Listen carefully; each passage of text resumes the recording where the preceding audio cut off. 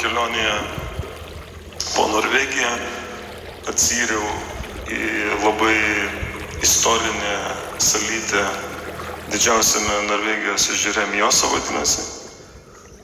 Ir maždaug 6 kilometrai nuo ten, kur aš startavau su elektriniu varikliuku, tai maždaug užima apie valandą. Atplaukus ta sala turi, tai vadinu, Grand Canyon.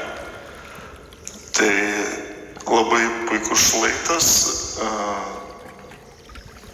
jisai labai skulptūrinis, labai nuošalus.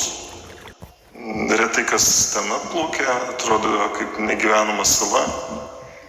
Tai kaip puikus oras, labai yra tikrai nepavojinga, būna ir audros.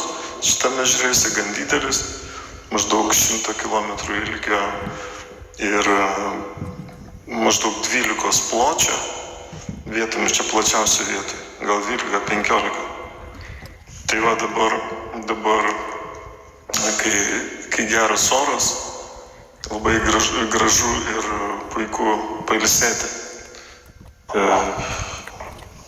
Tai aš noriu sukurti tokią kaip keletą serijų.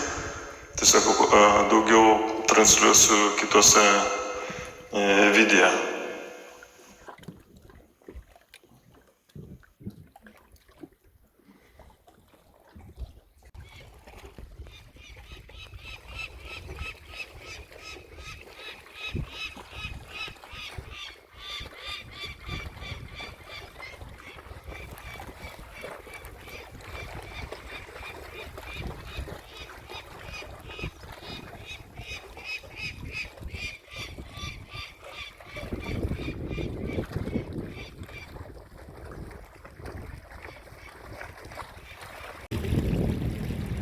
Gintarė, greičiau atskrisk, tokį grožį pamatysi.